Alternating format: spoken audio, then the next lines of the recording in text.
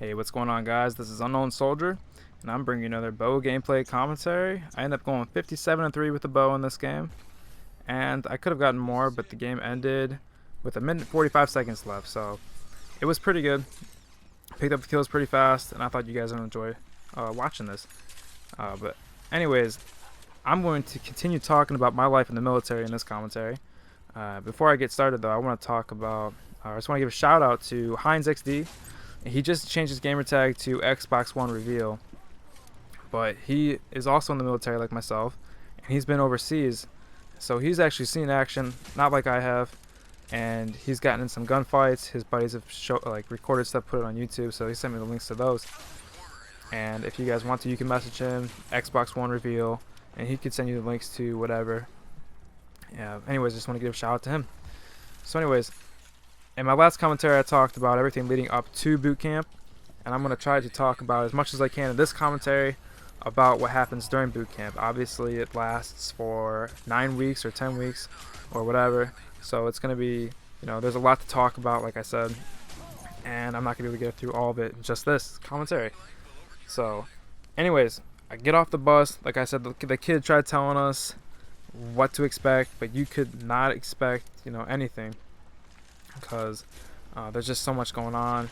There's so many different circumstances depending on where you go. Because there's probably like 8 different squadrons, and who your instructors are based on squadrons are all different. Because there's tons of instructors. Some of them are take breaks and whatnot. So not everybody's experience is exactly the same. So they obviously they can't tell you what to expect. But anyways, we get off the bus. After they picked us up from the airport, took us to the base.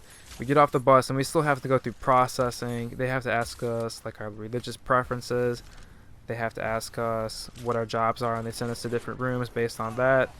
They have to deal with our paperwork, and we have to sign more papers and go through more briefings for like 5 more hours, and it was kind of tedious. We were all stressed out because it's been a long day, obviously flying in from all over the country. So it was about 12 o'clock, 11 or 12 o'clock at night. It was pretty late, and they finally bus us over to our squadrons, and our military training instructors were waiting for us there. They call them the MTIs, the people with the Smokey Bear hats, and they were barking orders at us. There was 2 of them, because it was us. There was my flight, and there was a sister flight. So it was like 60 of us guys, and about 50 of the females. And just 2 instructors to handle all those people. So they're just trying to get a quick little firm grip on all of us as a whole. So they're obviously going to be barking orders pretty loud, like, hey, you do this, you get mine. Was you like, if you're smiling, like if you think it's funny, they just rip you a new one. They get up right in your face and they start yelling at you. I guess nowadays they're not allowed to quote touch you. So they can do about just anything except actually physically touch you. So you kind of just stare right through them, I guess. I've had on a couple of different occasions.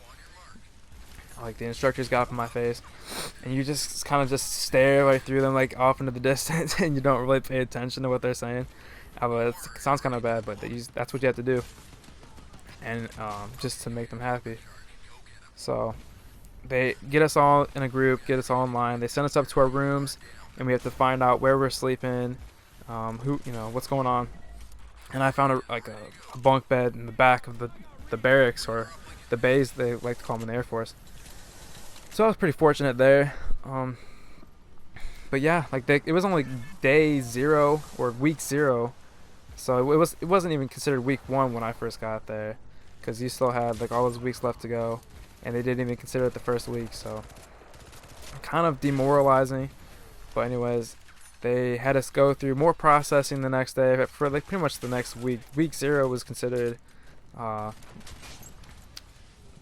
in processing week, and they had to go get our uniforms. They had to get like all of our supplies for while we were going to be staying there. Like the shampoo, the soap, and all that good stuff, towels and toothbrushes. All that kind of stuff.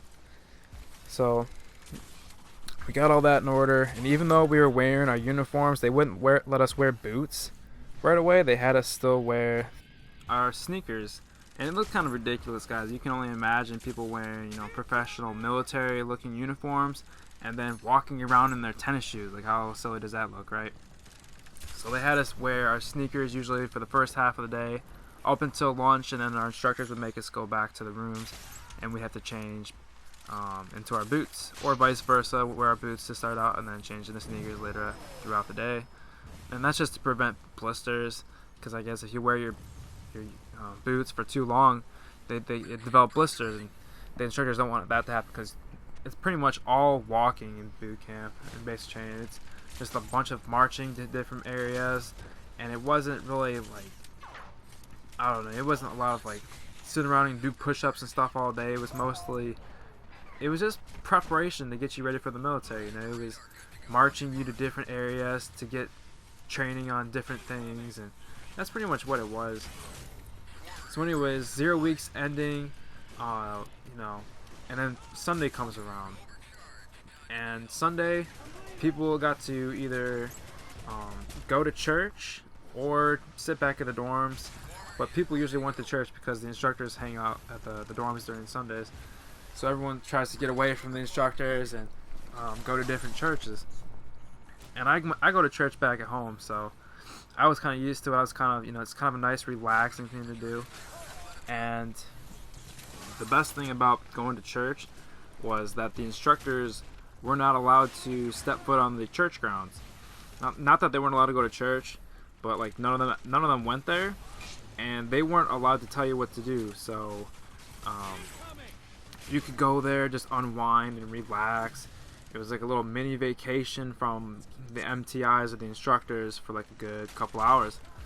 You know, sometimes depending on which squadron you were in, you got to go back after church, and you could go back and sleep.